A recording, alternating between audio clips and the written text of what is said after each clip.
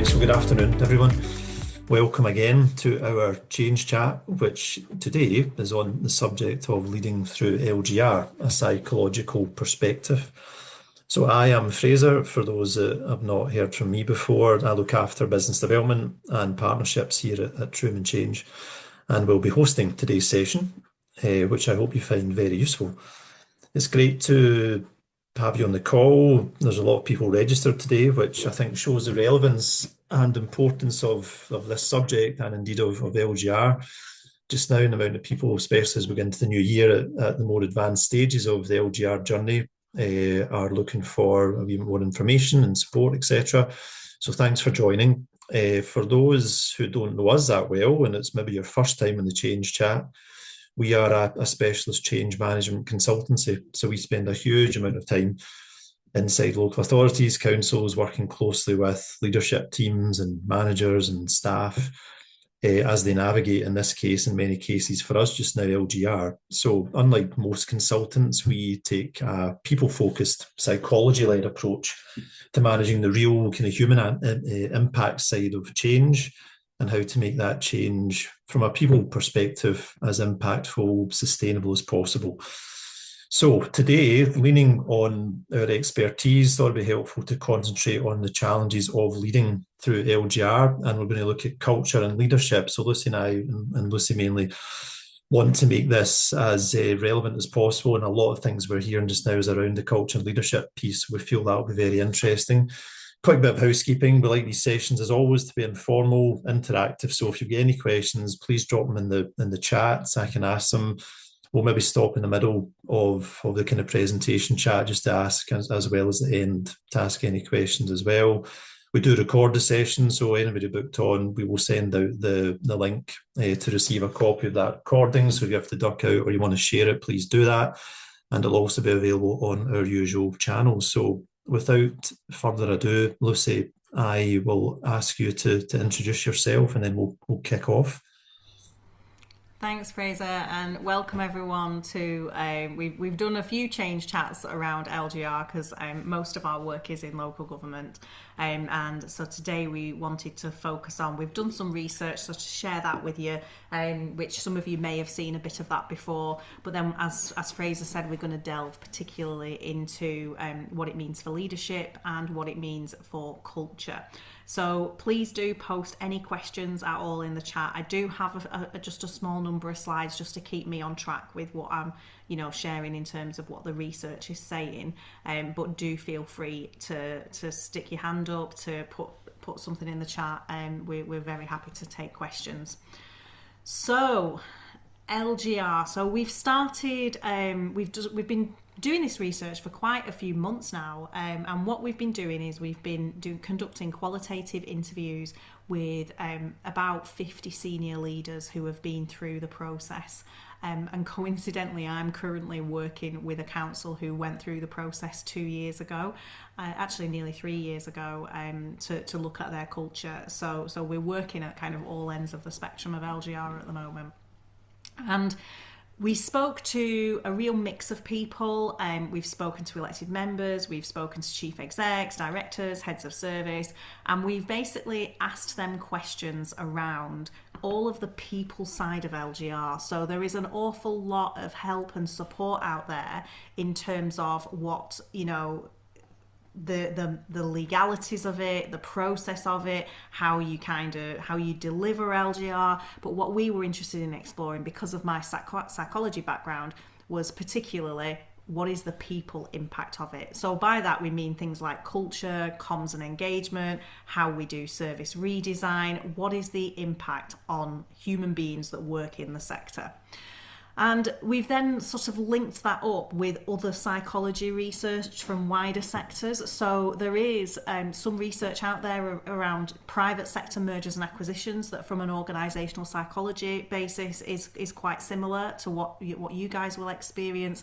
There's stuff out there around sense of identity, around where you need to do that proactive culture work when you bring in teams together. So we're trying to build this whole picture of what it means for people. And really the reason for that is because almost everybody that we've interviewed has reflected on, if they were to go through it again, they wish that they had spent a bit more time and effort and energy really thinking about the people side of it. So yeah, we want to build that and say, okay, well, what does that actually look like? What does good practice look like if that's what you're doing? So I think in terms of the impact on people, it breaks down into different phases. So and most of you at the moment will have been in this, you've submitted your business case and you're waiting for the outcome of that. So you'll kind of be in between the two boxes, the two left-hand side boxes. But the impact on people is different as you go through this journey. So at the start, it is very, it's very kind of uncertain. There can be issues around kind of battles, whether they're public, whether they're private, around which council wants to end up with which council, often led quite politically. And all of that is potentially having an impact. But it's having an impact on usually the more senior people in the organisation. So I'm sure many of you on the call will have felt, pulled from pillar to post, you'll have been dragged into things, and you'll be kind of holding that uncertainty as best as you can at the top of the organisation. Once you get your outcome, and some people, I think most councils are still waiting for their outcome. We're working with some councils that have already got their outcome. You'll then shift into this heavy pace, focus on safe and legal. We've got loads of stuff to get done, and you'll start to see potentially posturing, power battles as the new organisation begins to shape up. But it will be programme managed within an inch of its life, and it will be focused heavily on kind of milestones and activity. That's the time when there is a risk that the people side of stuff gets a little bit neglected, and damage can be done when, we have to think about how messages are interpreted by staff, particularly during that point when all the leaders are really stressed and really overworked.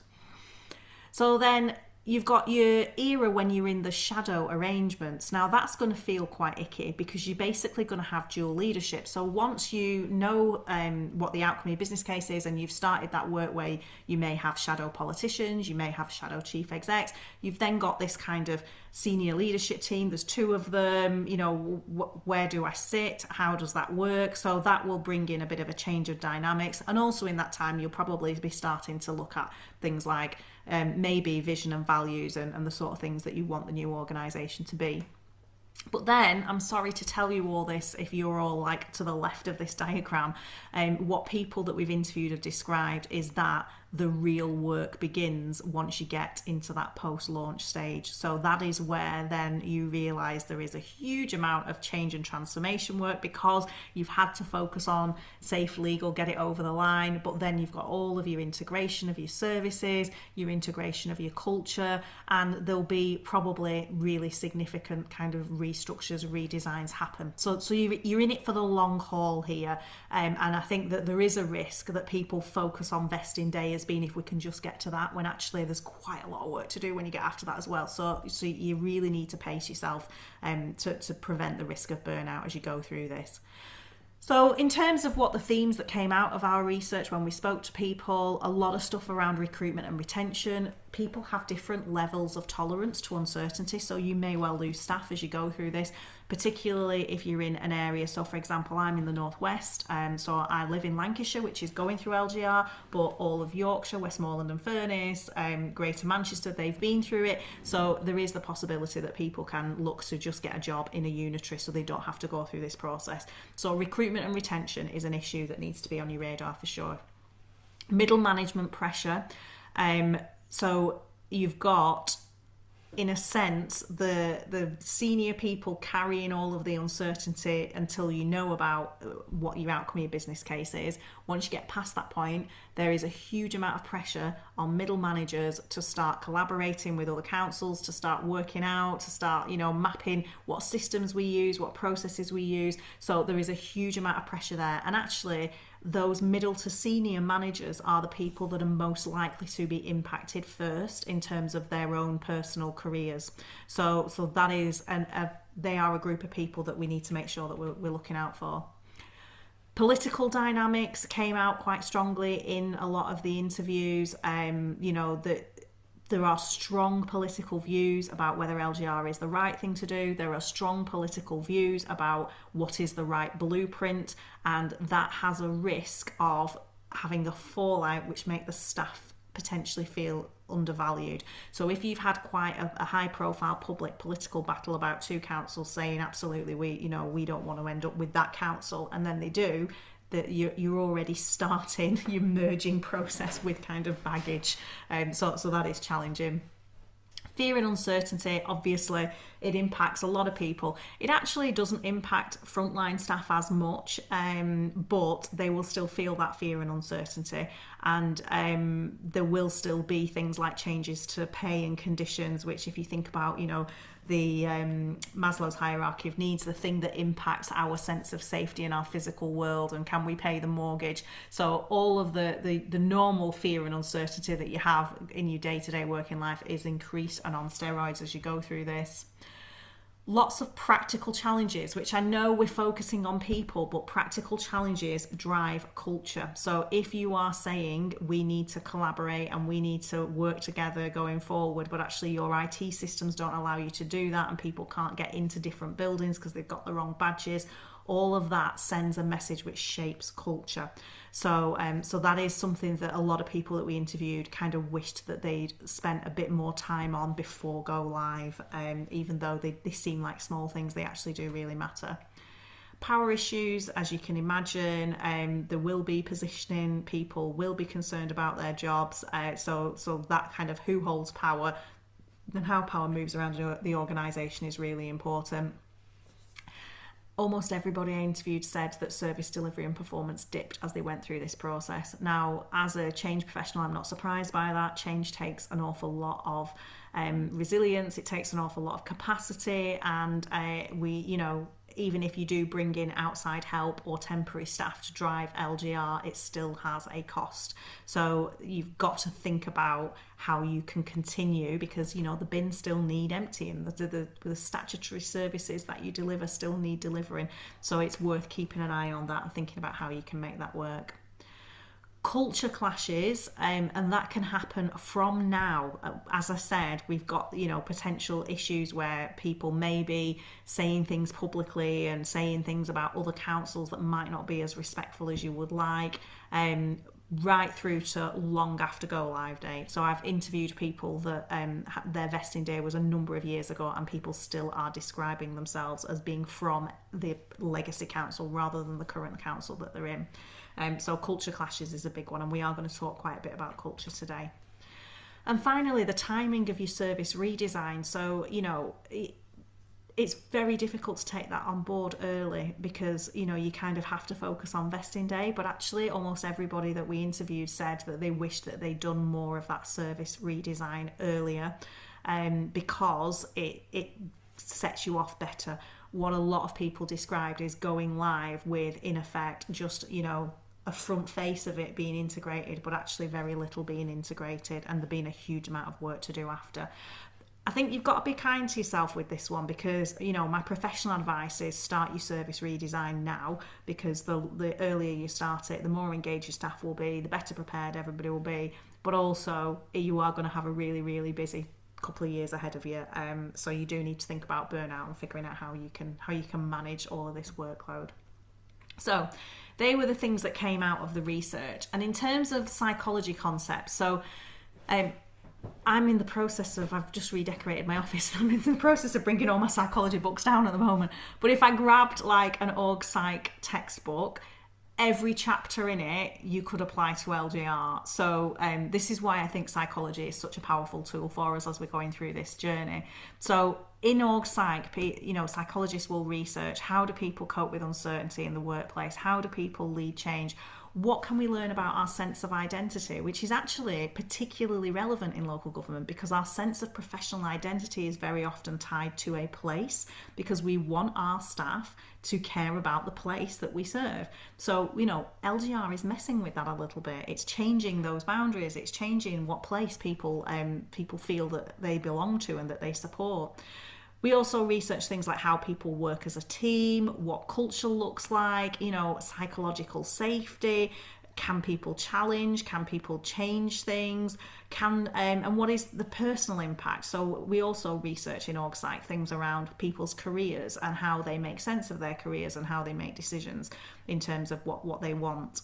We also look at things like motivation, whether people are motivated by risk or reward, what kind of tolerance to uncertainty people have. So there's this whole body of research out there which can help us to make sense of and understand people's behaviours, people's feelings and people's mindsets as they go through this journey.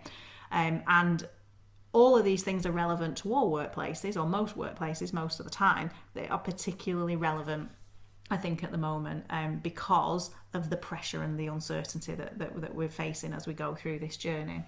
So obviously, these things are all interlinked. So, you know, your sense of safety is impacted by how you work together as a team. Your sense of identity can be impacted by how you actually cope with that change. Your level of uncertainty is impacted by how we lead change. They're all connected. And I obviously could go through quite a lot of different ones of these, and we will keep going through different aspects of OrgPsych research as we go through our Change Chat programme. But in terms of where I think you are right now, and which I've picked two topics which I think are particularly interesting. So where are most councils right now at this point in time? So you are in the middle of that huge period of uncertainty. Some of you will know your outcome, some of you will not, most of you will not. So we're in this kind of on hold, wait and see kind of energy at the moment, which is a bit challenging. You might be starting to see positioning, self-protection, so certain behaviours where people are trying to establish what their future role will be. And you might see a little bit of competition amongst your leaders. You might see people starting to think, well, I actually want to make sure I get a job doing X, Y, Z, therefore I'm going to make sure I go on all the courses for that, and I'm going to make sure I lead all the meetings on that. So you're going to start to see some of that positioning behaviour, which is quite natural, and to some degree you want to encourage it because we want people to feel empowered in the careers, but we don't want it to go too far so it becomes a little bit toxic.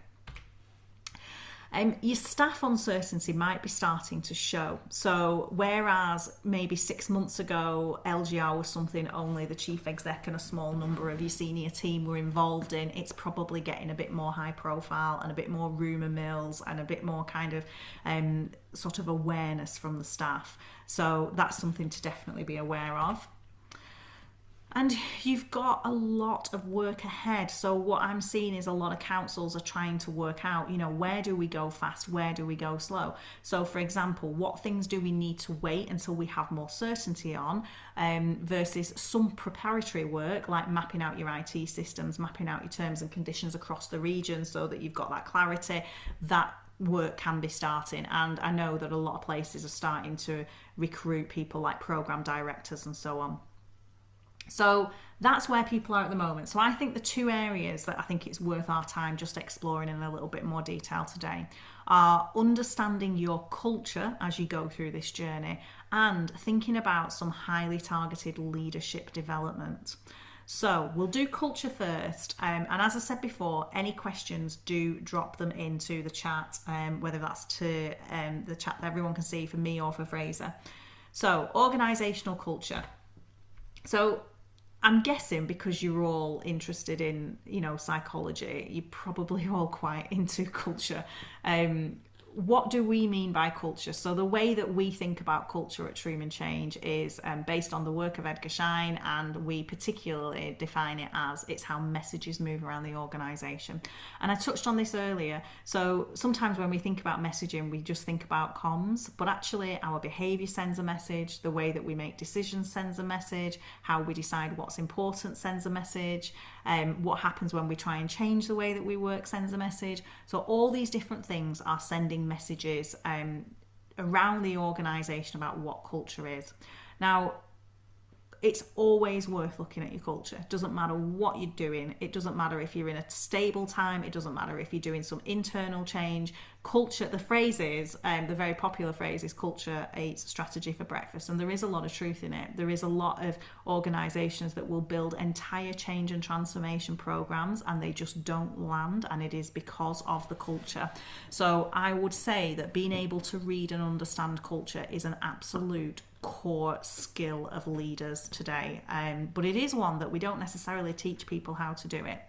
So why is it particularly important during LGR? Well, it's important for different reasons at different stages.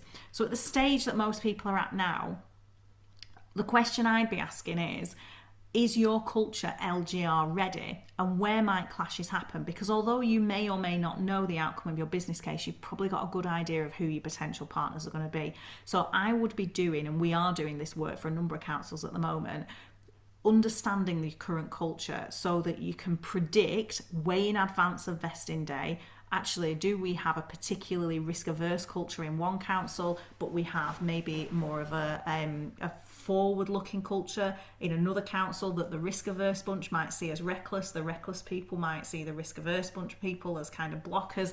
Where are some of those potential clashes that we might see?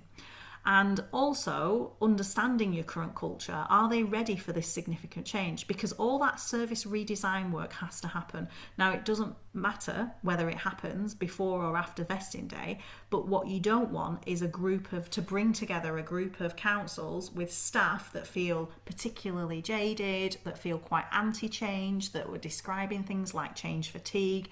You want to make sure that your cultures of your staff at the moment are building up to this. So that's what I think you need at that point in time. When you're in the shadow arrangements bit of your journey, that's when you'll be consciously shaping your future culture. So when you have those people in post, whether they're members or officers that are going to be the leaders of the new organisation, they will be thinking about, right, what kind of culture do I want? So it's still very central to what you're doing. It's just a slightly different perspective. And then post-launch, it is that building the future culture, which may well include some repair work, because you're going to get together with different organisations, whether it's 5 or 6, different councils that have different approaches to decision making, different approaches to how they lead their staff, different approaches to, kind of performance appraisal. And that's not counting all of the obvious, process changes, so that, different approaches to how we tackle homelessness, different approaches to how we answer the phones in customer service. So you've got all that process re-engineering to do and IT work to do, but you have that same work to do around culture. And it is the culture that will make people feel that sense of identity and belonging in the new organisation. So you can see what I mean there, that you've got quite a number of different entry points for the culture work and how you might focus on different things at different times. But research does tell us, so private sector research tells us that organisations that go through mergers and acquisitions in the private sector have better outcomes from both a revenue and a profit perspective when they do this proactive work as they go through that journey. Because the psychology is the same, the drivers in the business are different, but the psychology is the same. If people feel like they've just been lifted and shifted into a new organisation and there's not been any preparatory work done, then they resist that new organisation. So they're the different reasons why I think at different points in time you need to look at it through different lenses. In terms of how we look at culture, so as I said before, we look at it through messaging, and we categorise those messaging into 3 different categories. So we look at behaviours, we look at symbols and rituals, and we look at systems and processes. So behaviours are quite obvious, and actually normally when you talk about culture, people are talking about behaviours. They're almost always talking about behaviours of people over there. They're never talking about behaviours with themselves. So with that, we'd be asking sorts of questions like, what behaviours do you see? How do leaders behave? What happens when a mistake is made? What happens on a bad day? Like those kind of conversations enable us to really draw out, okay, what behaviours are kind of normal in this particular organisation. We also look at symbols and rituals, which can feel a little bit fluffy, but we ask quite specific questions in this section so that we can draw out the fluffiness of, what are the hidden meanings? What do things symbolise to people? And a really telling one for this is when we look at language. So what phrases do you hear over and over again? What stories do you hear over and over again? So for example, I worked with a council where they kept using the phrase of "we're like a family." it turned out they were like quite a dysfunctional family rather than like a family.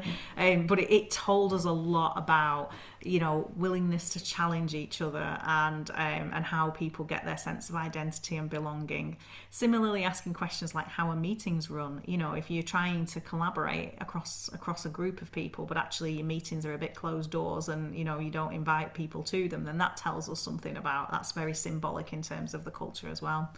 And then the final one, which we are never short of feedback when we ask this question, is, do our systems and processes actually help us or do they hinder us? How do we make decisions?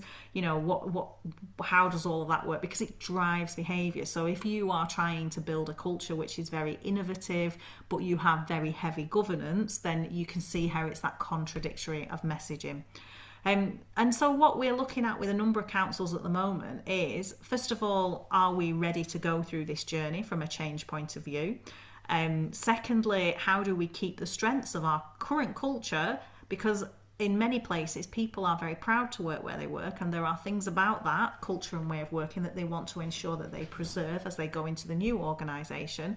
And also, where are the potential risks? So if you were to look at, as I said, different councils that were coming together and they had very different approaches to making decisions, very different behaviours with their leadership team, and very different ways of running meetings, then all of those things are going to create tension once those people come together. So getting that heads up of those tensions, starting to make some of those changes now so that they are more in line, will absolutely pay dividends once you get to vesting day. So how do we do that? So it is a subjective, qualitative piece of work, which means you've got to talk to your staff. And you've got to talk to your staff fairly unbiased and unleading, because what we're trying to identify here is what is the meaning of those things. So I actually did this I'm doing this exercise with 3 councils at the moment, and one I went into a care home to do it, and the care staff wanted to take me to the staff room to show me the staff room, to say, look how tiny and rubbish this staff room is, this is how we don't feel valued. Now when I say that to people in other parts of council, they're like, they have a staff room? So it's very subjective, but it's about how people get that meaning. So you've got to speak to as many people as you possibly can. The best way to do it is workshops, because and you need to train like people to take notes in the right way so that they're capturing a lot verbatim and they're capturing a lot of the meaning. But we can also do it through questionnaires. I would only ever use that data as a supplementary to the workshops, because to really get to the understanding of the meaning, a questionnaire isn't enough for you to do that. And it's a case of then, when you've got that data, and there's other ways of collecting that data, and so other things I would feed into it would be, if you have got any staff surveys, it's worth looking at those. They often don't get the meaning because they're quite surface level staff surveys, but they still do give you something. And things like exit interviews can be quite telling as well, in terms of how people make sense of an organisation and what they feel is fair, what they feel is right. So it's then a case of, look at all of that and identify where might we need to change, and compare that to your future partners to find where might we see those clashes. And then finally, once you've done that piece of work, it's really important to share it with your managers and teach managers how to lead with culture in mind. So once managers really crack this understanding of, right, this is about messaging and it's about how people interpret messaging, they become much more self-aware as a result in terms of how they lead. So they're the sorts of things that I think you need to be thinking about. I'm going to pause for breath there, because that's quite a lot on culture. Is there any questions, or anybody want to share any reflections of culture work that they've done or that they're doing at the moment? Any thoughts? I'd love to hear them.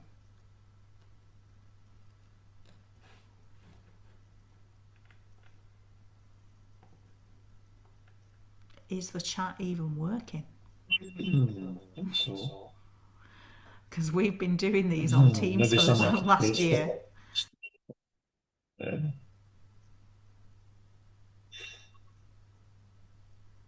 Someone would like to test the chat for question, that would be ideal. There's a good prompt. I will put a test in.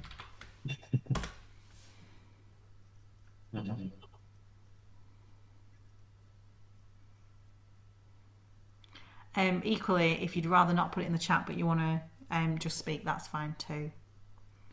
I have put a test in the chat. I don't know if you can see it. Okay. Yeah, okay.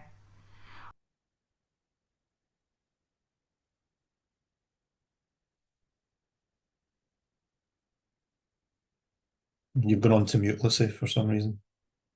I think it was because there was a bit of an Uh, echo. Um, I'll move on to the leadership stuff, but if anybody wants to ask any questions, I can see one's just come in. Interesting points around culture. As I work for a county council with 8 districts and boroughs, so culture will be very varied, I expect. It will be very varied. And things like size can really impact culture.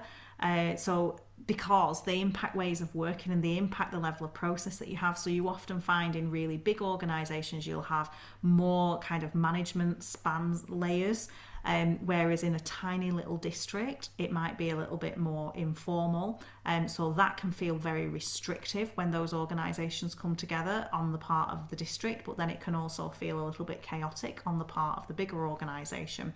So you'll see that. You'll see different cultures based on geography. You'll see different cultures based on how leaders behave and how much as well like training and development leaders have had, because often organisations will have some sort of leadership programme that they try and fairly consistently get people through, but they will be very different in terms of different priorities and what cultures organisations have consciously tried to build. So if you may well be bringing people together with a really wide spectrum of experience and understanding of things like leadership and things like culture, so you'll have a massive range, but it is fun. And actually it is my favourite type of work to do, is merging organisations, whether it's LGR, whether it's I've done public-private partnerships, I've done housing almos coming back in-house, I've done merging services across a region, and for all these reasons it is a lot of fun, but I know that's easy to say where I'm sitting. Okay, so the second thing I wanted to talk to you about, but do feel free to drop any more questions about culture, I don't mind jumping about a bit. So leadership development, which is actually very linked to what I was just saying, in that you will have in your council probably a leadership development programme. I think it's time to take that out and dust it off and review it through an LGR lens, because the other risk is you may have people that have been through your leadership training who are quite experienced but maybe have never experienced leading change to the extent that this is going to be a change to your organisation. So again, a lot of the work that we're doing is this kind of leadership development in councils where we're offering that support, but making it very tailored and specific about LGR. So why is now the right time to do that? Well, first of all, for those of you that don't have your outcome yet, you've got to quiet before the storm. It probably doesn't feel like that, but in reality, you do have a little bit of a kind of pause, wait for that outcome, but you have that space to allow people to start to be thinking about what the future looks like. And there is a benefit to having those conversations before you know it, because once you know it, when you start bringing those leaders together, they're going to want to talk operationally.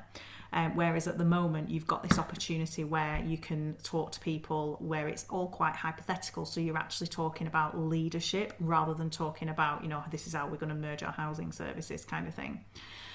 So spending some time with your leaders now prepares them, because LGR is tough. If we think back to that diagram I showed you, like the spider diagram with all the different aspects of psychology, that is a lot. That is a lot of knowledge, a lot of courage, a lot of resilience. It's a lot to go through. And it's impacting people's mindsets in a lot of different ways. So the more you can do to prepare your leaders right now, the better. And the reason for that is it is the leaders that will make or break the culture and the staff experience going forward. So if you, and we will have all been in this situation where we've had a boss at work that is a bit kind of out of the depth, struggling, worried about their own kind of outcomes because their job's at stake, and they've just not enabled like a good working environment. That is the risk of what will happen as you go through this journey, is that all of your leaders are going to be struggling with pressure, with stress, with uncertainty. So doing that work now is powerful.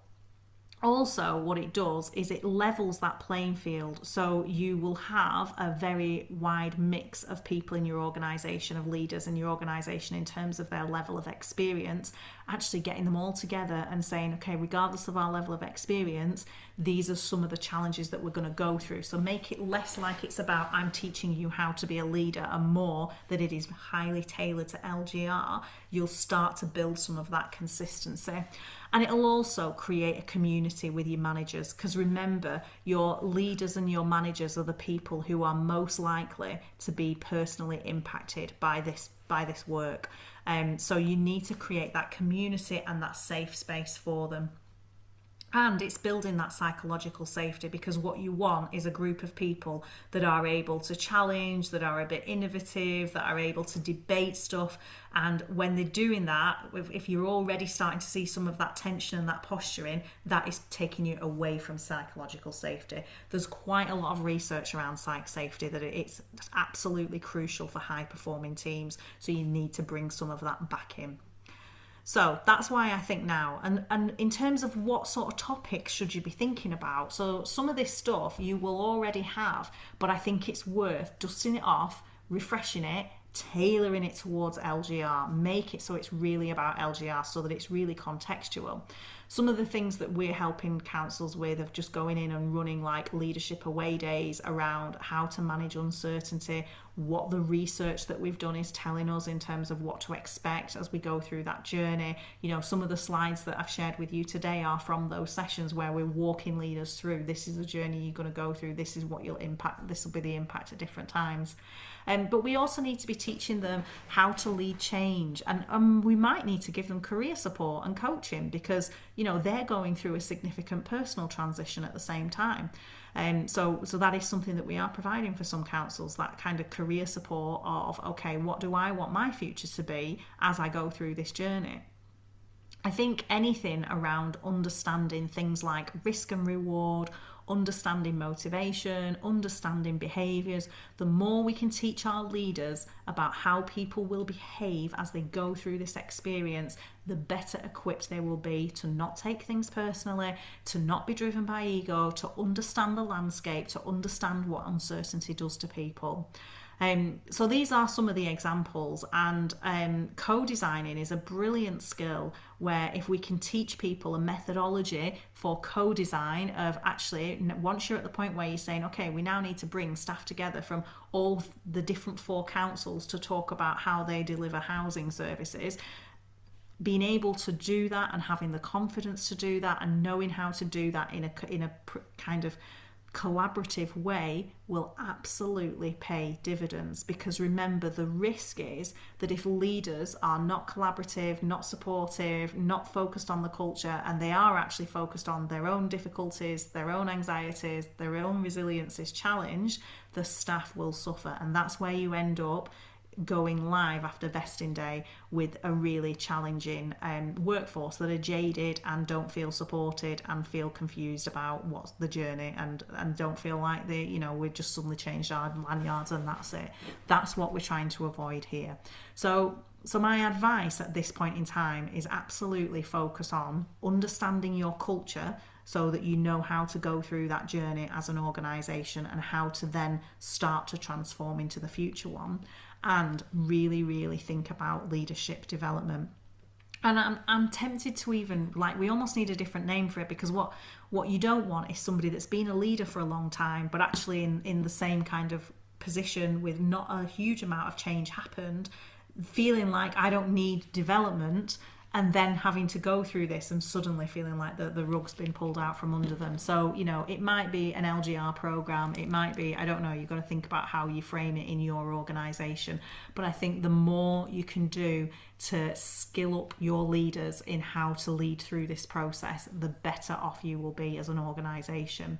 So that's kind of, if there's any reflections or questions on that, I'm absolutely happy to take them.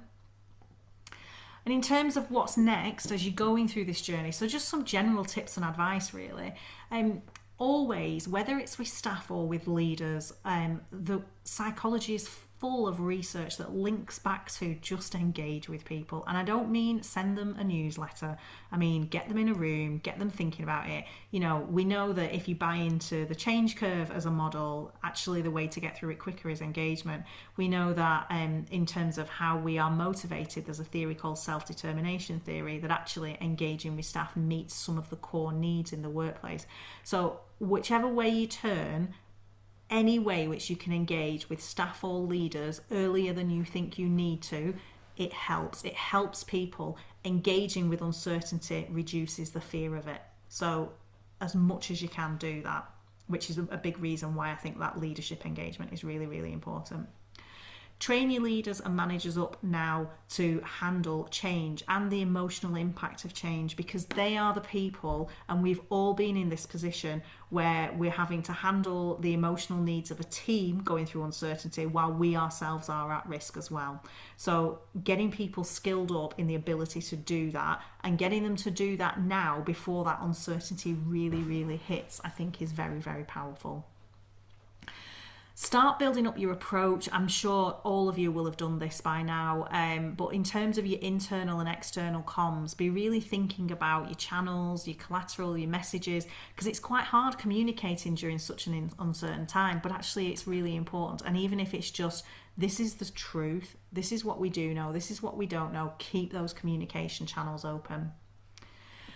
And centre culture as much as you can. I mean, honestly, I know I'm a bit biased, but my advice, even if you were going through a different sort of change and transformation program, would be to centre culture as much as you can, regardless of whether it's LGR, whether it's a change program, whether it's a system implementation. Centre culture as much as you can. It is hugely, hugely powerful.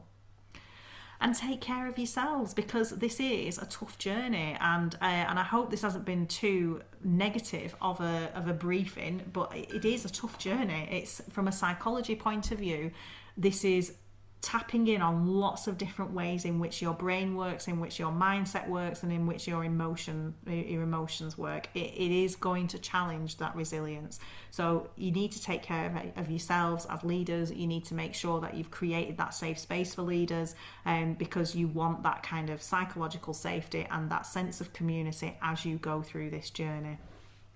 So that's all my slides. We've got my email address on there if anybody does want to get in touch. Fraser, is there any other questions come in while I've been talking, or if anybody wants to ask anything, then you're very, very welcome to. No more questions. But yes, anyone, please feel free. Lucy, maybe a quick question from me.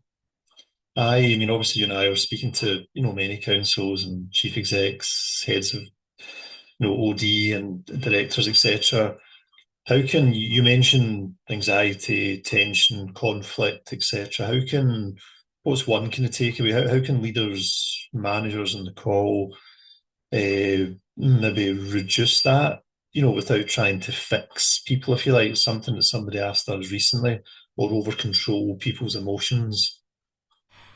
So it is a very difficult question to answer, because it depends on what the conflict is about. There are a few frameworks available for how to deal with conflict. So doing some training with managers on that is helpful.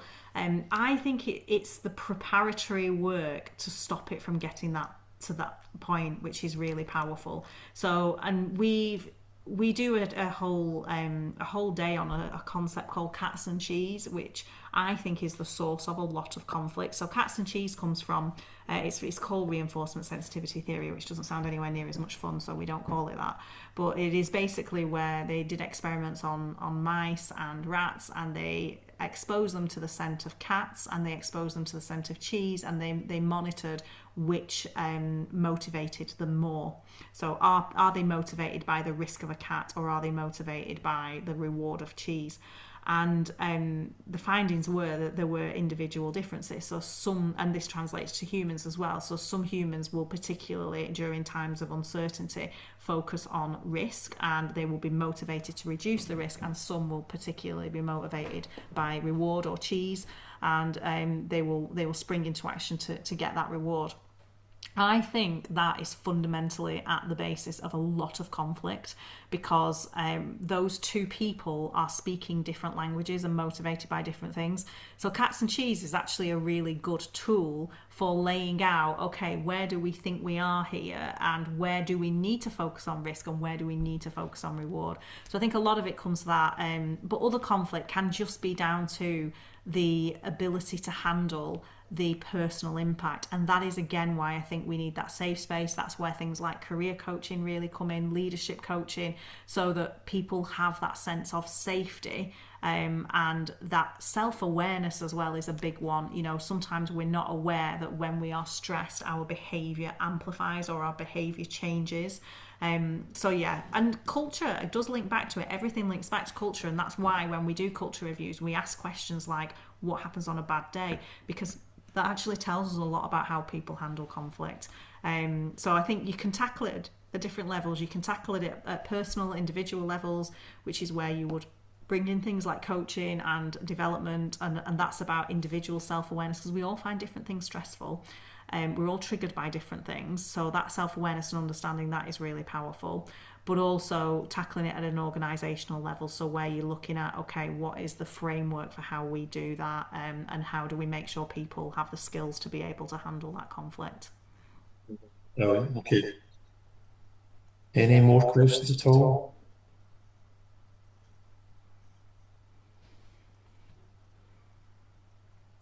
Thank you.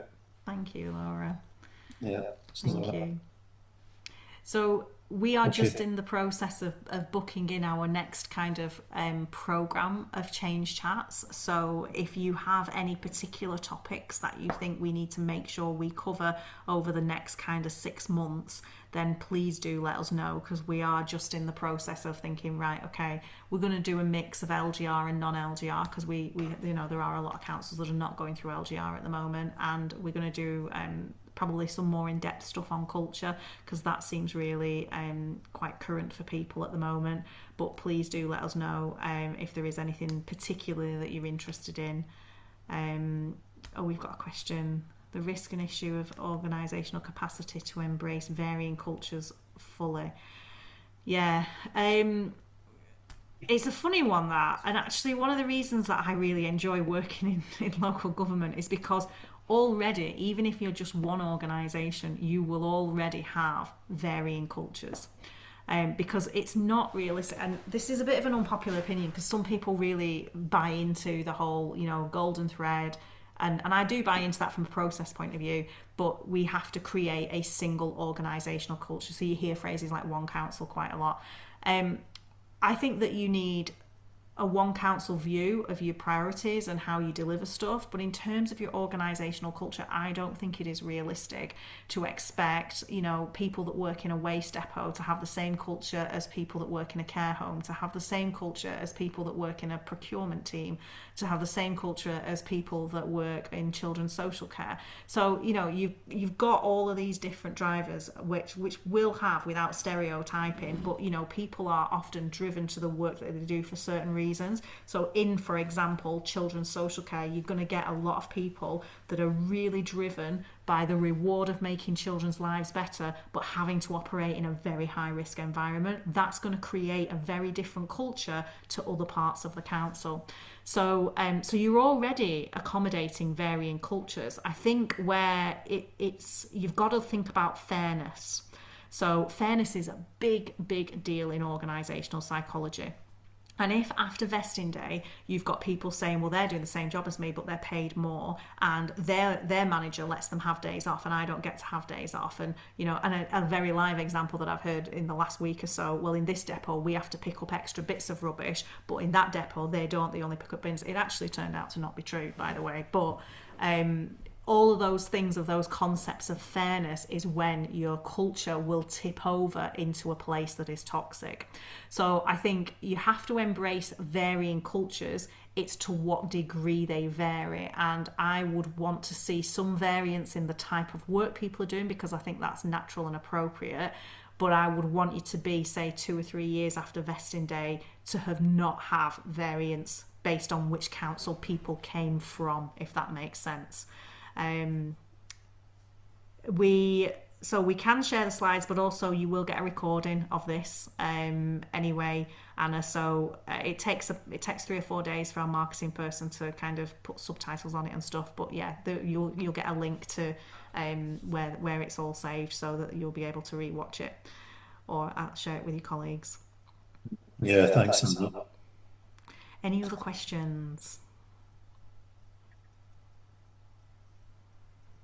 And it doesn't have to be about what I've presented. It can be Anything? about anything to do with change and psychology. While you've got me.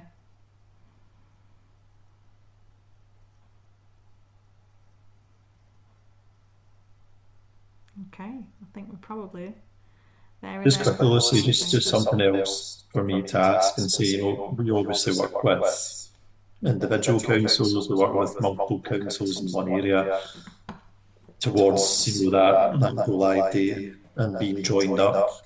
What would you say is there's a benefit to both, obviously, but what is the benefit to councils perhaps doing some joined up approach to, the culture and stuff before these time frames that are coming up? So I would say that the benefit to doing it joined up is if you do it all at the same time. So if like 6 councils all at once did culture mapping, you'd then have, so we would still treat you as separate councils at this stage. And so we would do a report per council. And the power and the benefit in that is the compare and contrast. So we would be looking for where are the differences that will clash as you go through this journey and post go live.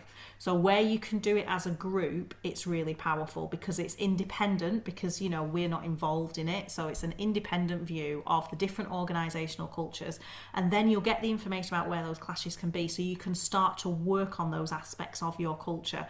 And remember, the definition is it's how messages move around the organisation. That can be changed. And this is the other thing that bothers me a little bit about when some people talk about culture. They talk about it as if it's some magic fairy dust thing in the air that nobody can influence or control. And that is absolutely not the case.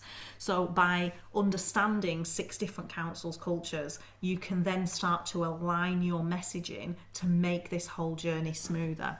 Now, that said, what I'm seeing nationally is some areas are really up for working together, some areas are less so and want to hold off on that until they've got the outcome of the business case. If you are in one of those areas, it's still absolutely worth doing this piece of work, because even though you might not have the comparison data from the council that you're going to end up working closely with, you will still have the awareness of how your council is set up to go through this level of change and transformation, and that's still a very powerful piece of work. So it can be done both ways, and to be honest, we're led by that particular region and how they want to work more so.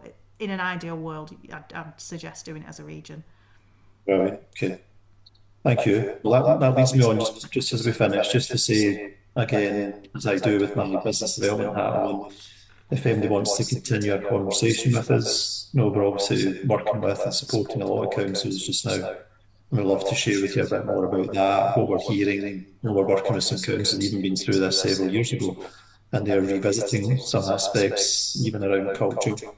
So we'd love to share the value we're bringing there, what we're hearing and seeing. So yeah, just please let me know if you want to, your colleagues would like to have a chat with me or Lucy.